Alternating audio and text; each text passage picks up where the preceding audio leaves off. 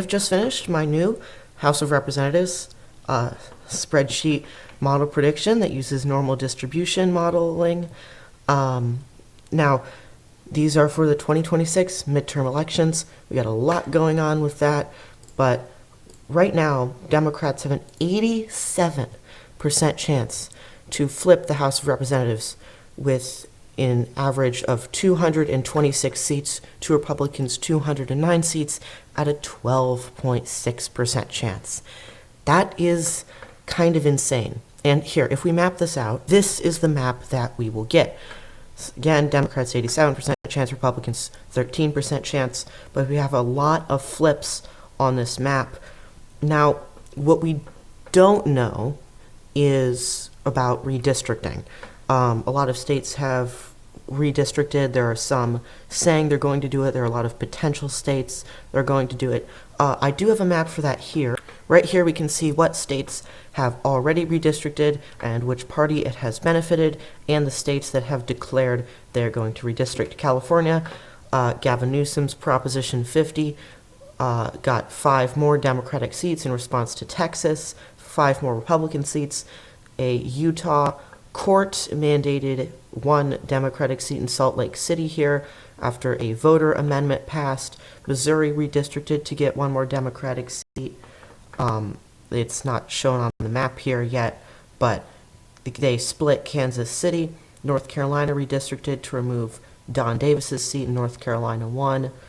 And Ohio redistricted after they had to, because the Supreme Court said, the Ohio Supreme Court said that the previous maps they drew for 2022 were unconstitutional, so this will get them 1 or 2, most likely 1, if we look at my model here. I think Greg Landsman can keep his seat down in Ohio's 1st congressional district, but Marcy Kaptur most likely will not. In Virginia, the Democrats in the state legislature have said that they're going to attempt to get 4 more Democratic seats in response to North Carolina, Ohio, and Missouri, and the Wisconsin Supreme Court is going to be hearing arguments that their current Republican-drawn congressional map is unconstitutional. And finally, a lot of midterm or mid-decade redistricting. If the Supreme Court of America overturns Section 2 of the Voting Rights Act, which is basically that you can't dilute minority racial representation in congressional districts, then we could see states like Louisiana, Mississippi, Tennessee, Alabama, Georgia, South Carolina, and Florida redistrict for Republican gains as well. We can also take note from the recent election in Tennessee's 7th congressional district, where Afton Bain only lost by 8.9 points. Again, I don't think it's 8.8 now, but I don't think the actual thing to look at is the margin of shift, but again, how many votes there were. In the 2022 midterms, which was the last midterm, there were 180,000 votes. This time there were 179,000. So this is the same turnout as a midterm election.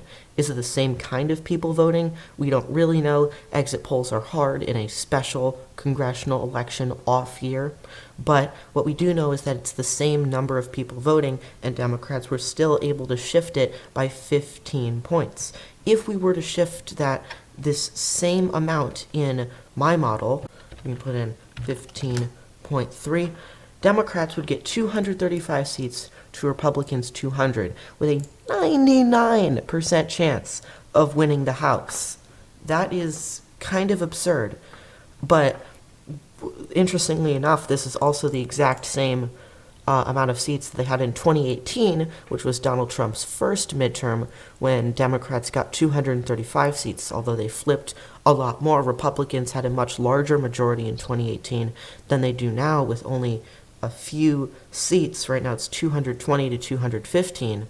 So the environment is pretty good for Democrats. Obviously, I don't think the national environment is going to be 15.3 points. Right now, the aggregate of Ballot Line, Vote Hub, DDHQ, 50+1 has it at 4.5 for the Democrats, making it a shift of around 6 in the national popular vote from last year. But of course, there's still always a margin of error, so we have the range of possible outcomes here, with a left-leaning outcome and a right-leaning outcome, depending on where the margin of error lands on that standard distribution curve.